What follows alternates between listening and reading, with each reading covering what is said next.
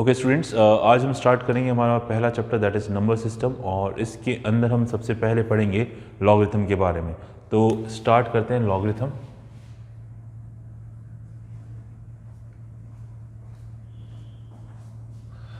पहले समझ लेते लॉगरिथम है क्या, है ना।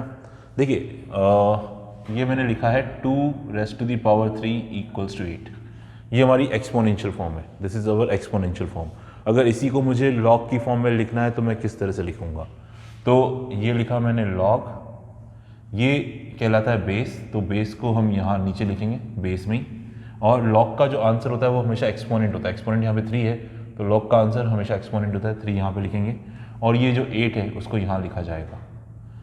तो ये हमारी एक्सपोनेंशियल फॉर्म है और ये हमारी लॉग फॉर्म है। इसको कैसे रीड करेंगे? log 8⁻2 की वैल्यू 3 है। log 8 की वैल्यू बेस 2 में कितनी है? 3 है। इसको हम ऐसे रीड करेंगे, ठीक है। और इसको याद रखने का तरीका भी बता सकते हैं कि हम 2 की क्या पावर लगाएं कि 8 आ जाए। ऐसे याद रखिए, 2 की क्या पावर लगाओ कि आंसर 8 आ जाए, तो 3 is the answer, because we know that 2⁻³ is the answer. हमें इस चैप्टर में एक्सपोनेंशियल फॉर्म को लॉग में कन्वर्ट करना आना चाहिए और लॉग फॉर्म को एक्सपोनेंशियल फॉर्म में कन्वर्ट करना आना चाहिए, क्योंकि ये बहुत ही इंपॉर्टेंट रहेगा क्वेश्चन को सॉल्व करने वक्त, ठीक है। तो ये हमारी एक्सपोनेंशियल फॉर्म थी, ये हमारी लॉग फॉर्म में है। बेस नीचे लिखा जाएगा, लॉग का आंसर हमेशा एक्सपोनेंट होगा, ठीक है। और ये इसको यहाँ लिखेंगे, ठीक है। तो इस तरह से रीड करेंगे। लॉग को रीड करने का तरीका, log 8⁻2 की वैल्यू 3। 2 की पावर क्या लगाएंगे कि आंसर 8 आए? 2 की पावर क्या लगाए कि 8 आए? That is 3। वही हमारा आंसर होगा, ठीक है। अगर मैं आपसे पूछूं log 2 16 तो बताइए क्या होगा आंसर? तो इसको ऐसे रीड करना आप कि मैं 2 की पावर क्या लगाऊं कि आंसर 16 आए, ठीक है। 2 की पावर क्या लगाएं कि आंसर 16 आए? तो हमारा आंसर आएगा 4, बिकॉज 2⁻4 गिव यू 16। अगर मैंने पूछा log 2, लेट से यहाँ पे लिखा मैंने 1, कि मैं 2 की ऐसी क्या पावर लगाऊं कि आंसर 1 आ जाए, तो इसका आंसर आएगा 0, यानी log 1 0 होगा, ठीक है। log 1 0 होता है, ठीक है। तो चलिए, अगर मैंने आपसे पूछा log 2 1/2 कितना होगा, यानी आप 2 की पावर क्या लगाओ कि आंसर 1/2 आए, तो हमें मालूम है कि 2 की पावर -1 1/2 होता है, तो इसलिए इसका आंसर -1 होगा। यानी log की वैल्यू नेगेटिव भी हो सकती है, 0 भी हो सकती है, पॉजिटिव भी हो सकती है, ठीक है। अब मैंने ये कहा log बेस 2 और यहाँ पे 0। अब मैं 2 की ऐसी पावर क्या लगाऊं कि आंसर 0 आ जाए? अब देखो, 2 की कुछ भी पावर लगाओ, आंसर आपका पॉजिटिव में ही आएगा, है ना, है ना, पॉजिटिव में आएगा। 0 तो कभी आ ही नहीं सकता। 2 की पावर कुछ भी लगाओ आप, है ना, सही है। तो इसलिए हम कहते हैं कि log 0 जो होता है ना, वो नॉट डिफाइन होता है, यानी log 0 नहीं निकाला जा सकता, इट इज़ नॉट डिफाइन। हाँ, अब अगर मैंने कहा log 2, लेट से -2 लिख दिया यहाँ पे मैंने। अब 2 की ऐसी पावर क्या लगाएं कि आंसर -2 आए?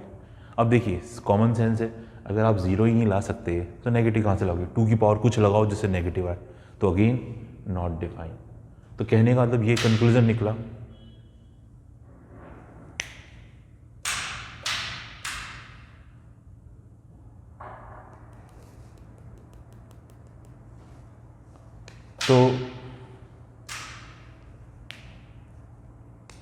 तो कंक्लूजन ये निकला कि हम 0 का लॉग नहीं निकाल सकते, log 0 is not define. Even negative का भी लॉग नहीं निकाला जा सकता, ठीक है।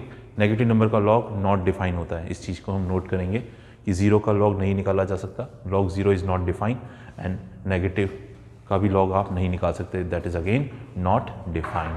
तो मेरे ख्याल से ये आपको एक्सपोनेंशियल को लॉग फॉर्म में लिखना आ गया और इसको रीड करना भी आ गया, है ना। log 8⁻2 की वैल्यू 3 होती है ना। इस तरह से अपन इसको रीड करेंगे। क्लियर है? चलिए, अब हम एक्चुअल लॉग को डिफाइन करते हैं। आइए इसको हम डिफाइन करते हैं। तो देखिए, y = log base ax, okay. ये मैंने लिखा y = log x⁻a। तो देखिए, लॉग को डिफाइन होने के लिए कुछ कंडीशंस हैं।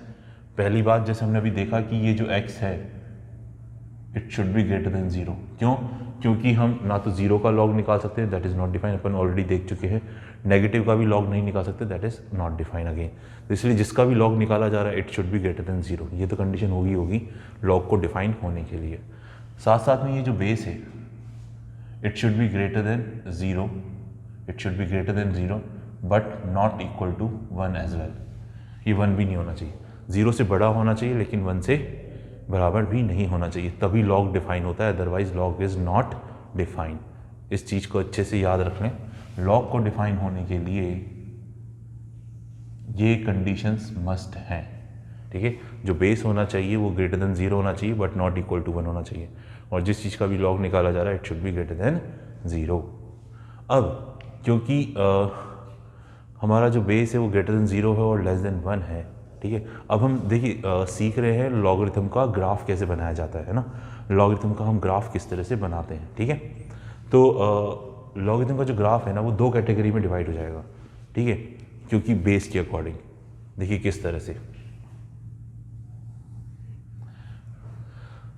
पहला बेस जो है 0 से बड़ा 1 से छोटा, ठीक है, 0 से बड़ा 1 से छोटा। देखो बेस 0 भी नहीं हो सकता 1 भी नहीं हो सकता, 0 1 के बीच में तो हो सकता है, इसलिए पहला केस जब बेस 0 और 1 के बीच में है। दूसरा केस जब बेस 1 से बड़ा है। तो इन दोनों के केस में ग्राफ बिल्कुल अलग अलग बनेगा। किस तरह से बनेगा ये देखते हैं अपन। देखिए पहला केस है जब हमारा बेस 0 और 1 के बीच में है। तो समझने के लिए, इसका ग्राफ बनाने के लिए, ओके, इसका ग्राफ बनाने के लिए देखिए हमारा एक्स एक्सिस है, ये हमारा वाई एक्सिस है और ये हमारा ओरिजिन नन। अब देखिए इसको समझने के लिए मैंने क्या किया, बेस को अज्यूम कर लिया लेट्स से 1/2, बेस को अज्यूम कर लिया 1/2। 0 और 1 के बीच में आप कुछ भी अज्यूम कर लीजिए, लेट्स से मैंने 1/2 अज्यूम कर लिया। और ये इसकी एक टेबल बनाते हैं अपन, है ना।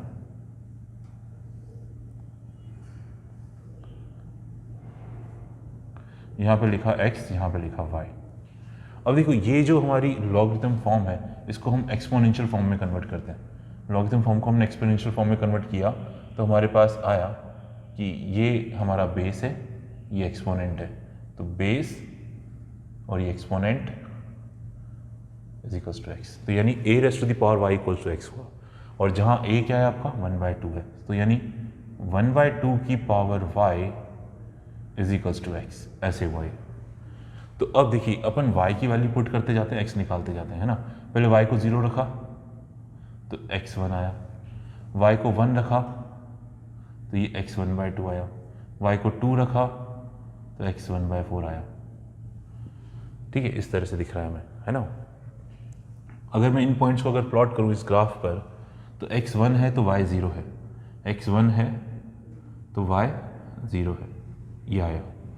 और जब x 1/2 है, ओके, x1 है तो y 0 है, x 1/2 है यानी यहाँ पे x 1/2 है तो y 1 है, इस तरह से। और x 1/4 है, लेट्स से यहाँ पे 1/4 है, x 1/4 है तो y 2 है। इन पॉइंट्स को अगर आप ज्वाइन करोगे तो कुछ इस तरह से कर्व नजर आएगा आपको, ठीक है, इस तरह से कर्व नजर आएगा। तो ये हमने y equal to log x to the base a का ग्राफ बना लिया जब बेस आपका 0 से 1 के बीच में है। तो ये आपको ग्राफ जो नज़र आ रहा है कुछ इस तरह से नज़र आ रहा है कि it is a decreasing curve, decreasing नज़र आ रहा है। क्यों डिक्रीजिंग क्यों नज़र आ रहा है? जैसे जैसे आप x को बढ़ाते जा रहे हो, जैसे जैसे x को बढ़ाते जा रहे हो y कम होता जा रहा है, तो इसलिए इसको बोलेंगे डिक्रीजिंग, ओके। तो ये हमने बना लिया जब बेस 0-1 के बीच में था, तो ग्राफ ऐसा बनेगा लॉग का, ठीक है।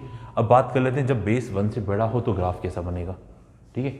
वापस से वही सेम कंसेप्ट, यहाँ पे भी हमने ये कोऑर्डिनेट एक्सिस बना लिए,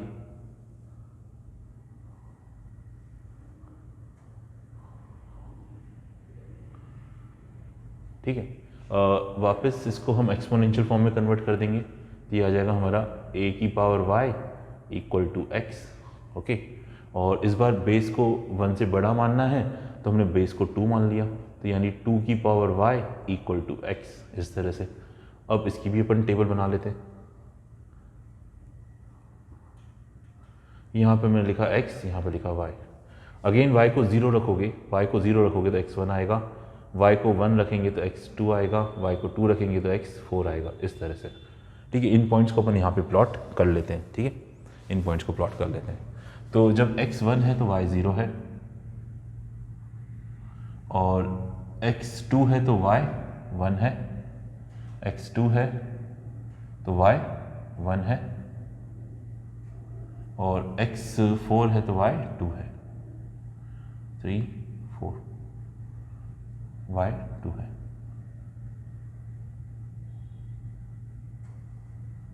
क्लियर? तो ये ग्राफ कुछ इस तरह से जा रहा है, देखिए।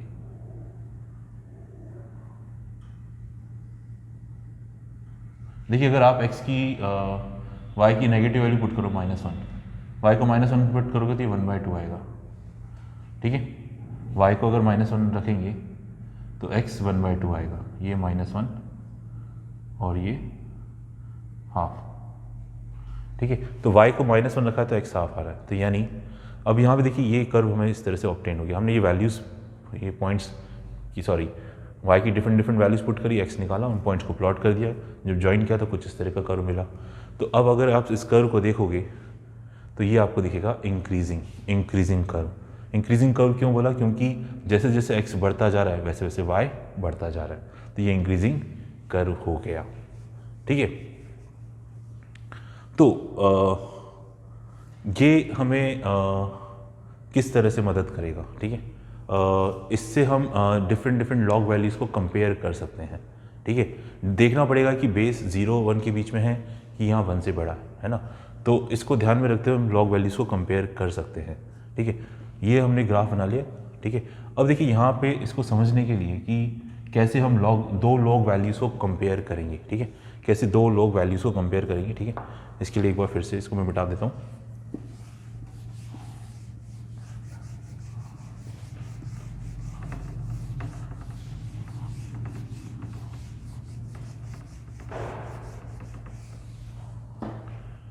सो देखिए, y is equals to log to the base a x, और बेस हमारा 0 और 1 के बीच में है।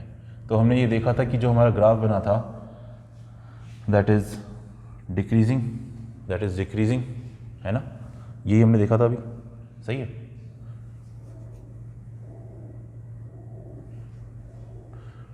ओके। तो यानी जैसे जैसे अपना, सॉरी,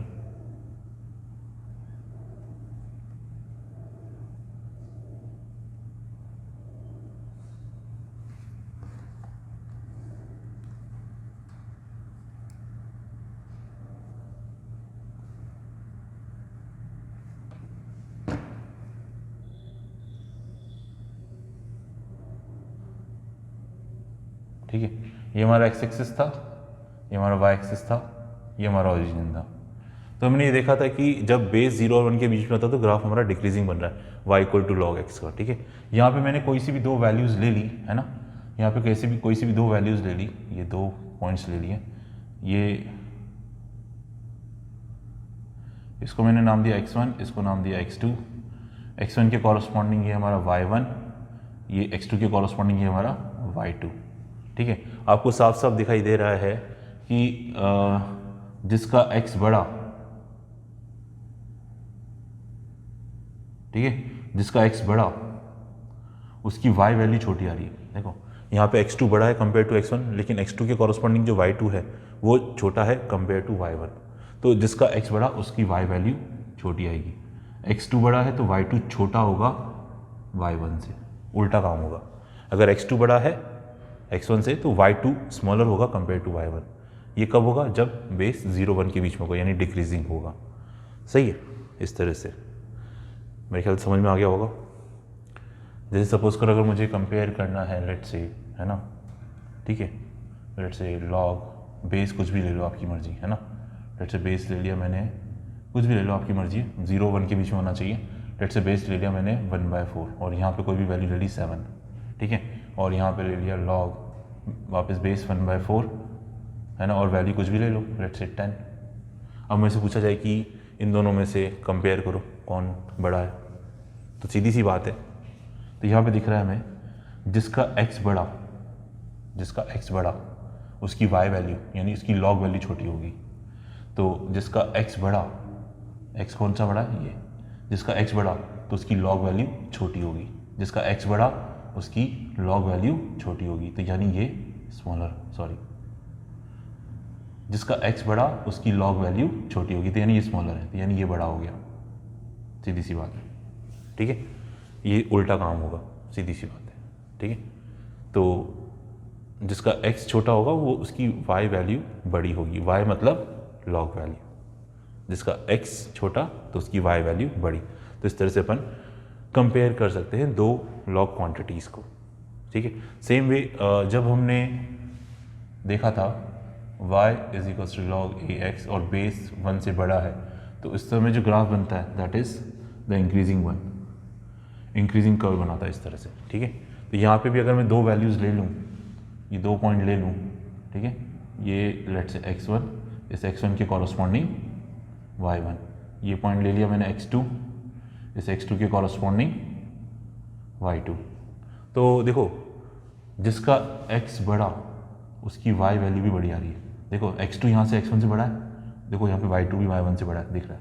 तो यानी जिसका x बड़ा उसका y भी बड़ा, सीधी सी बात है, जिसका x बड़ा तो उसका y बड़ा, मतलब y मतलब log वैल्यू, तो जिसका x बड़ा होगा उसकी y log वैल्यू भी बड़ी होगी। ऐसा कब होगा, जब बेस 1 से बड़ा होगा। एग्जाम्पल के तौर पे अगर आप देखना चाहो, log बेस 2 8, log बेस 2 16, ठीक है। अब देखो ये आपका x है 8 और 16, ये आपका x है, कौन सा x बड़ा दिख रहा है, 16 बड़ा दिख रहा है। तो अगर x बड़ा है तो उसकी log वैल्यू भी बड़ी होगी, x बड़ा है तो y भी बड़ा होगा, तो जिसका x बड़ा उसकी log वैल्यू भी बड़ी होगी, तो log 16 बड़ा होगा कंपेयर टू log 8। आप समझ भी सकते हो, 2 की पावर क्या लगाओगी 8 आए, सर 3, 2 की पावर क्या लगाओगी 16 आए 4।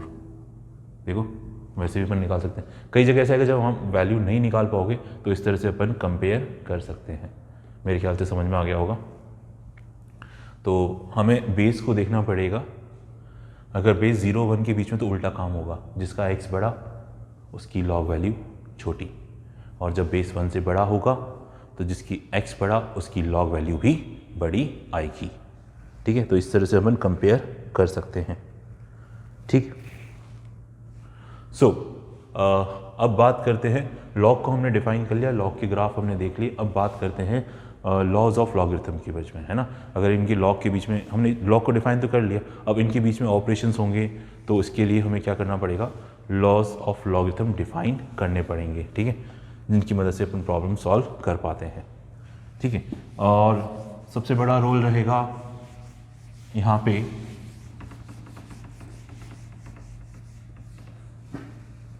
कि हमें लॉग को एक्सपोनेंशियल फॉर्म में कन्वर्ट करना आना चाहिए और एक्सपोनेंशियल को लॉग फॉर्म में कन्वर्ट करना आना चाहिए, ठीक है। उसी की मदद से ये जो लॉज ऑफ लॉगरिथम होंगे ये सब प्रूफ होंगे, ठीक है। तो चलिए स्टार्ट करते हैं लॉग ऑफ लॉगरिथम से।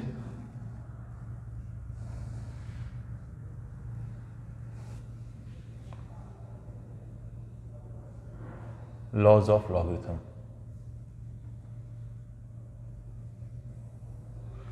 the first rule is log to the base a m into n, log mn to the base a, इसको हम लिख सकते हैं log m to the base a plus log n to the base a, ठीक है। अगर ये multiply हो रहे हैं तो इसको अपन इस तरह से ऐड करके लिख सकते हैं, ठीक है। This is the first rule. Second rule, log a m divide by n, इसको हम अगर ये डिवाइड में हो रहे हैं तो इसको अपन माइनस करके लिख सकते हैं, okay. log m by n को हम लिख सकते हैं log m minus log n। Third rule,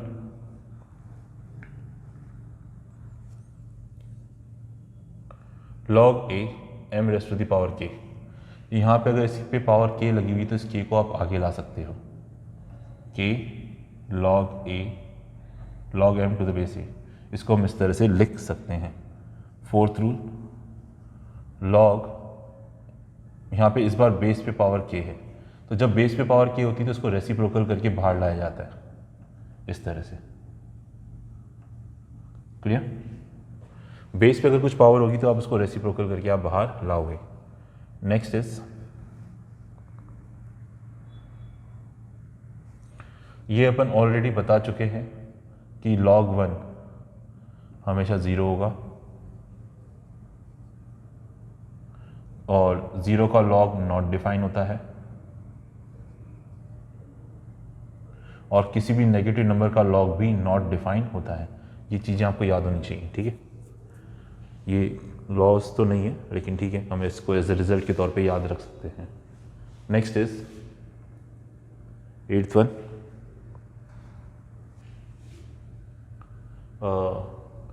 ये इंपॉर्टेंट है, that is known as the base change formula, that is known as the base change formula. इसको हम इस तरह से, अगर हमें बेस चेंज करना है, लेट से log a m ऐसे लिखा हुआ है, तो इसको हम ऐसे लिख सकते हैं 1/log, इधर नीचे m आ जाएगा, ऊपर a आ जाएगा, इंटरचेंज हो जाएंगे। जब भी इसको नीचे लाओगे तो ये दोनों आपस में इंटरचेंज हो जाएंगे इस तरह से। और इसका एक रिजल्ट और है, ऊपर वाला ऊपर, नीचे वाला नीचे, इसको अपन ऐसे भी लिख सकते हैं, ऊपर वाला ऊपर, नीचे वाला नीचे। इसको हम बोलते हैं बेस चेंज फॉर्मूला। तो कई जगह हमें बेस चेंज करने की ज़रूरत पड़ती है, तो बहुत काम आने वाला है, ठीक है? अभी नोट कर लीजिए, इन सब के प्रूफ अपन देखेंगे और फिर इन पे बेस अपन क्वेश्चंस भी करेंगे, ठीक है? Now the next one is log, sorry, a raised to the power log b c। अगर इस तरह से लिखा हुआ है a की power log c to the base b लिखा हुआ है, तो ये a और c आपस में इंटरचेंज हो जाते हैं। इसको अपन ऐसे लिख सकते हैं c log a to the base b, इसको अपन इस तरह से लिख सकते हैं, ठीक है? बेस, सॉरी, ये दोनों आपस में इंटरचेंज हो जाते हैं। इसी की एक एप्लीकेशन है a log a c। अगर ये दोनों सेम हो जाए तो इसका आंसर सिंपल सी आ जाएगा, इसका आंसर सिंपल सी आ जाएगा। That's it, done. तो ये कुछ लॉज हैं लॉगरिथम के, तो जो हमें याद रखने पड़ते हैं। और एक चीज़ और चाहो तो आप ऐड कर सकते हो इसमें,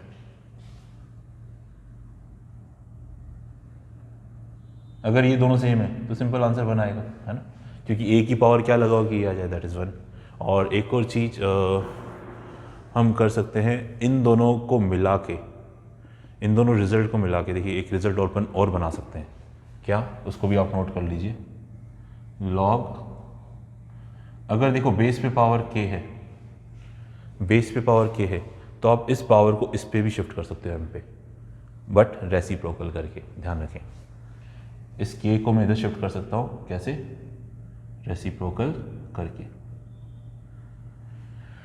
इन दोनों को कंबाइन करके, इन दोनों रिजल्ट को कंबाइन करके हम ये फॉर्मूला भी जनरेट कर सकते हैं। यानी इसकी पावर बेस पे भेज सकते हैं और बेस की पावर इस पे भेज सकते हैं अपन, लेकिन रेसिप्रोकल करके, ठीक है? इसको भी हम यूज़ करेंगे।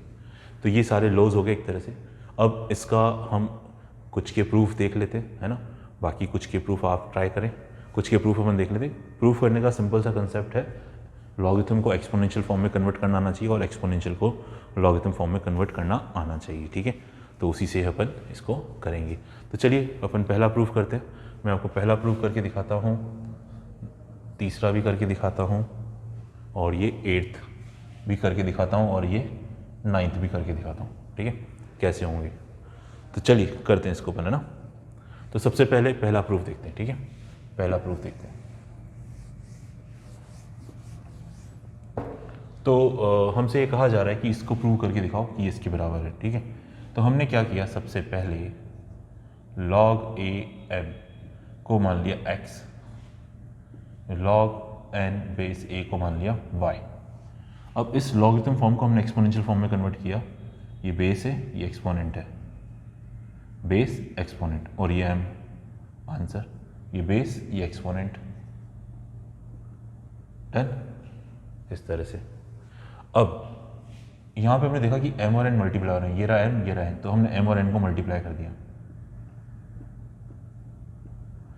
तो ये हो गया हमारे पास m into n is equals to a raise to the power x plus y, ये दोनों मल्टीप्लाई हो रहे हैं तो पावर ऐड हो जाएगी। अब ये दोबारा हमारी कौन सी फॉर्म है सर, ये तो एक्सपोनेंशियल फॉर्म है, इसको लॉग में कन्वर्ट करते हैं अपन, है ना। तो लॉग में कैसे कन्वर्ट करोगे, लॉग, ये तो है आपका बेस, ये आपका एक्सपोनेंट है और ये यहाँ पे आएगा, क्लियर।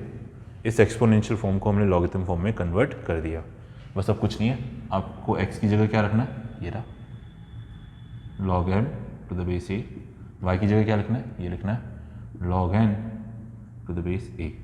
तो ये हमारा प्रूफ हो गया, log mn equal to log m plus log n, that's it. तो ये प्रूफ कर दिया इसका हमने, ठीक है, ये सेकंड का प्रूफ हो चुका। नाउ बात करते हैं थर्ड के प्रूफ की, है ना। तो सीधा सा कंसेप्ट है, हमें एक्सपोनेंशियल को लॉग की फॉर्म में कन्वर्ट करना आना चाहिए और लॉग को एक्सपोनेंशियल से, ठीक है। तो जो थर्ड रिजल्ट था उसका भी प्रूफ अपन कर रहे हैं। हमारा थर्ड रिजल्ट ये था कि log a m raise to the power k is equals to k log a m, इस तरह से, ठीक है। और बस इनको शिफ्ट करते हुए हमें ध्यान रखना पड़ता है कि ये लॉग डिफाइन होना चाहिए, ठीक है। इसकी पावर को अपन आगे तो ले आते हैं, है ना, लेकिन ये ध्यान होना चाहिए कि लॉग एम डिफाइन होना चाहिए। चलिए करते हैं इसको प्रूफ। देखिए अब क्या करें इसको प्रूफ करने के लिए, है ना। देखो हमने log a m raise to the power k को एक्स मान लिया, ठीक है। Log a m raise log M raise to the power के टू द बेस ए को हमने एक्स मान लिया। अब इसको अगर मैं एक्सपोनेंशियल फॉर्म में कन्वर्ट करूँ तो ये हमारा बेस है, ये एक्सपोनेंट है, तो A raise to the power X equals to M raise to the power K, इसको हमने इस तरह से बोल दिया, ठीक ना। इसको हमने एक्सपोनेंशियल फॉर्म में कन्वर्ट कर ही दिया, A raise to the power X is equals to M raise to the power K. ना अब देखिए यहाँ पे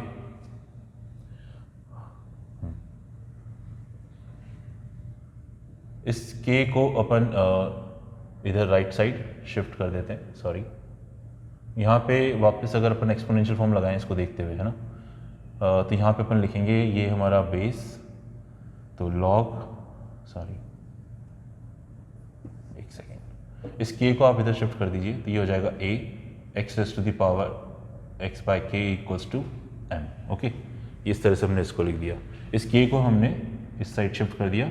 अब ये हमारी एक्सपोनेंशियल फॉर्म है, इसको दोबारा लॉग फॉर्म में लिखा, लॉग बेस क्या है हमारा ए, एम हमारा आंसर, ठीक है, एम हमारा, सॉरी ये हमारा बेस है, एक्सपोनेंट हमारा अच्छा आंसर होता है, तो एक्स बाई के इधर लिखा जाएगा और ये एम यहाँ पे लिखा जाएगा, ठीक है। तो एक्स की वैल्यू यहाँ से निकाल लो, के को इधर मल्टीप्लाई कर दो, तो k into log M to the base a equal to x. तो देखो ये भी आपका एक्स है, ये भी आपका एक्स है, दोनों की राइट साइड इक्वल है तो लेफ्ट साइड भी इक्वल होगी। तो यानी हम कह सकते हैं log M raise to the power के टू द बेस ए की value K log M to the base A होगी। तो ये हमारा प्रूफ हो गया, दैट्स इट, ठीक है। तो हमने बस ये देख रहे हैं कि हमें एक्सपोनेंशियल को लॉग में और लॉग को एक्सपोनेंशियल में कन्वर्ट करके इसके प्रूफ किए जा सकते हैं, ठीक है। अब आते हैं क्वेश्चन 8 पर, सॉरी क्वेश्चन 8 नहीं, रिजल्ट 8 पर, ठीक है, कि रिजल्ट 8 को कैसे प्रूव करेंगे। देखिए रिजल्ट 8 ये था हमारा, लॉग ए एम को प्रूव करना है log M by log n के बराबर, ठीक है ना। इसको इसके बराबर प्रूव करके दिखाना है ना। चलिए करते हैं इसको प्रूफ। लॉग ए एम को लेट्स से एक्स अज्यूम कर लेते हैं, है ना। इसको हमने अज्यूम कर लिया कि लेट्स से ये एक्स के बराबर है, ठीक है। अब इसको ओपन करते हैं एक्सपोनेंशियल फॉर्म में कन्वर्ट, ठीक है, एक्सपोनेंशियल फॉर्म में कन्वर्ट करते हैं तो ये हो जाएगा हमारा बेस, ये एक्सपोनेंट, इस तरह से कन्वर्ट कर लिया। नाउ अब देखिए यहाँ पर जब हमने बेस चेंज फॉर्मूला लिखा था तो यहाँ पे हमने इनमें कोई बेस नहीं लगाई थी। इसका मतलब ये है कि यहाँ पे आप जो मर्जी चाहे बेस ले सकते हो, लेकिन जो भी लोगे वो बेस क्या होनी चाहिए, सेम होनी चाहिए। अगर बेस यहाँ पे 2 लगाई तो यहाँ पे भी 2 लगानी पड़ेगी, दैट्स इट। तो क्योंकि यहाँ पे हम बेस चेंज कर रहे हैं तो हमने क्या किया, take log on both the sides. हमने दोनों साइड लॉग लगा दिया, लॉग ए की पावर एक्स लॉग एम, ठीक है, दोनों साइड लॉग लगा दिया। ये रूल अपन ऑलरेडी पढ़ चुके हैं कि अगर इसकी पावर है तो ये पावर बाहर आ जाती है। देखो अभी हमने बेस कुछ भी ले सकते हैं, अपनी मर्जी है ना, we take log on both the sides. ये हो जाएगा X log A equals to log M, तो एक्स की वैल्यू क्या आ जाएगी, log M divided by log A, ये प्रूव हो गया। देखो ये भी एक्स के बराबर, ये भी एक्स के बराबर, तो यानी ये दोनों आपस में बराबर, तो यानी हम कह सकते हैं कि log M to the base ए को हम log M by log A बोल सकते हैं। तो ये हमारा बेस चेंज फॉर्मूला प्रूफ हो गया, मेरे ख्याल से समझ में आ गया होगा, ठीक है। अब ये रिजल्ट कैसे प्रूव करें, है ना, ये रिजल्ट कैसे प्रूव करें। तो अभी हमने क्या देखा कि मैं इस क्वांटिटी को ऐसे लिख सकता हूँ, है ना, ये हमने सीख लिया। उल्टा भी कि इस क्वांटिटी को ऐसे लिखा जा सकता है, ये हमने समझ लिया। तो देखो मैंने क्या किया, अभी रिजल्ट प्रूव हो जाएगा। मैंने क्या किया, इसको इसी रिजल्ट को ऐसे लिख दिया 1/log A by log M, ऐसे लिख सकते हैं अपन। तो अब बताओ इस क्वांटिटी को क्या लिख सकते हो, बोलो, सोचो। अगर मैं इसको ऐसे लिख सकता हूँ तो इसको ऐसे लिख सकता हूँ, ठीक है। तो बताओ इसको क्या लिखोगे, यानी ये जो नीचे वाला है वो बेस बन जाएगा, है ना, ये जो नीचे वाला है वो तो बेस बन जाएगा और ये ए ऊपर आएगा इधर। तो देखो ये रिजल्ट भी प्रूव हो गया, डन, समझ में आ गया होगा। तो ये हमारा 8th रिजल्ट भी प्रूव हो गया, इसको बोलते हैं base change formula. Now the last one, 9th वाला, इसको करते हैं, ठीक है, इस रिजल्ट को प्रूव करते हैं फिर। अब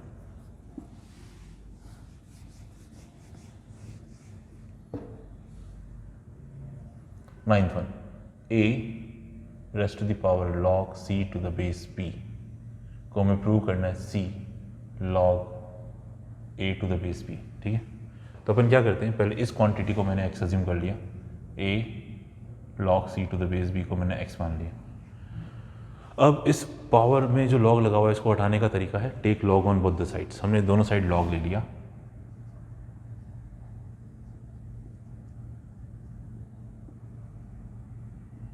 बेस जो भी होगा दोनों जगह सेम होगा, ठीक है।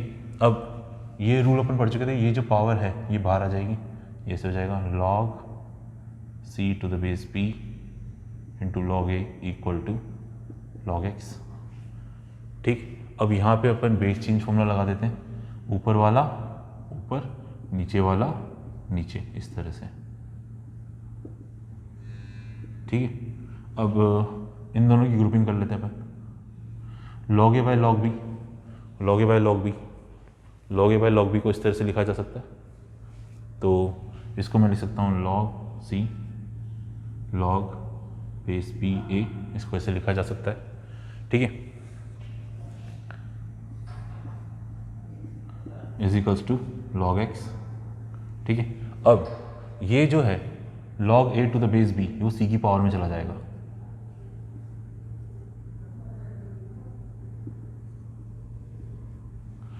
तो यहाँ पे log के साथ ये लिखा हुआ है, यहाँ पे log के साथ x लिखा हुआ है, तो हम x को ये बोल सकते हैं, तो यानी कह सकते हैं कि x की वैल्यू क्या हो जाएगी, c raised to the power log a to the base b। तो ये भी आपका x है और ये भी आपका x है, तो ये दोनों आपस में इक्वल हो गए। तो ये रिजल्ट भी हमारा प्रूफ हो गया। I think it is clear now. और इसी को यूज़ करते हुए 10th रिजल्ट प्रूव हुआ था। कैसे? क्योंकि यहाँ पे देखिए अपन a और c को इंटरचेंज कर सकते हैं, तो यहाँ पे इसको भी इंटरचेंज कर सकते हैं, है नहीं? सही है। तो अगर ये जब इंटरचेंज हो जाएंगे तो देखो c यहाँ पे आ जाएगा और a यहाँ पे पहुँच जाएगा। अब जब दोनों सेम होते हैं तो इसका आंसर 1 होता है, ये तो 1 है, तो c की पावर 1, तो ये c। तो ये 10th रिजल्ट भी प्रूव हो गया with the help of the 9th one. ठीक है, तो आज हमने बात करी लॉगरिथम की, कि लॉगरिथम क्या होता है, उसको किस तरह से डिफाइन किया जाता है, ठीक है, और उसके ग्राफ के बारे में हमने देखा और लॉग की वैल्यूज़ को कैसे कंपेयर कर सकते हैं, और हमने देखा कि लॉज ऑफ लॉगरिथम क्या क्या थे और उनके प्रूफ भी हमने की इस क्लास में। तो नेक्स्ट क्लास में हम बात करेंगे, हम करेंगे कुछ प्रॉब्लम्स बेस्ड ऑन लॉगरिथम। आज के लिए इतना ही, थैंक यू।